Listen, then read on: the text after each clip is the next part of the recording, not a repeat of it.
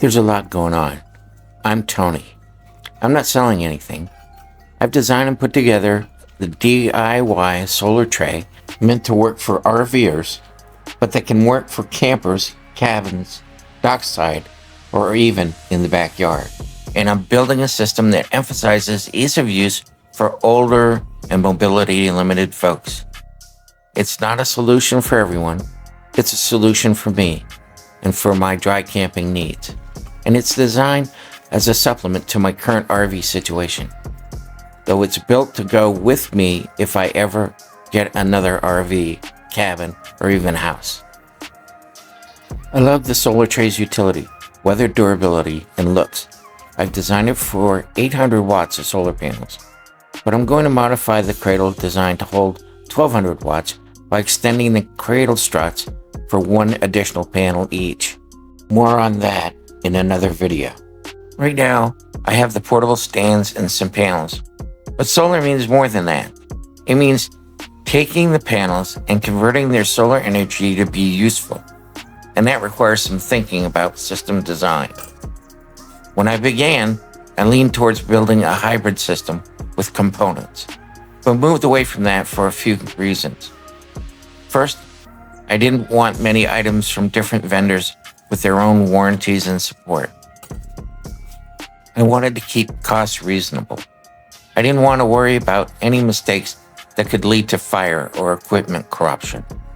I wanted a system that could expand easily should I have the need. I'm going with products from companies with good reputations. And for these reasons, believe it or not, I got a simple to understand solution. Again, it's not a solution for everyone, but it's a solution for me. So let's get to it. I got a Pecron E3600 LFP solar generator. Look it up on YouTube and you'll find out why. I got it with a trolley, so it meets my mobility requirement. The Pecron has 3 solar inputs for a maximum of 2,500 watts of input. And that's a lot for most RV scenarios. It even features a 30 amp RV plug. Next, I'm really leaning on panels that perform well in typical RV parking situations. Ultimately, I'll have 6 Renogy 200 watt ShadowFlux anti-shading N-type solar panels per my 2 solar trays for a whopping total of 2,400 solar watts. Yes, portable. Each panel is an inch thick, weighs less than 30 pounds, and they have impressive production in partial shade. I also picked up some 10 gauge solar cables.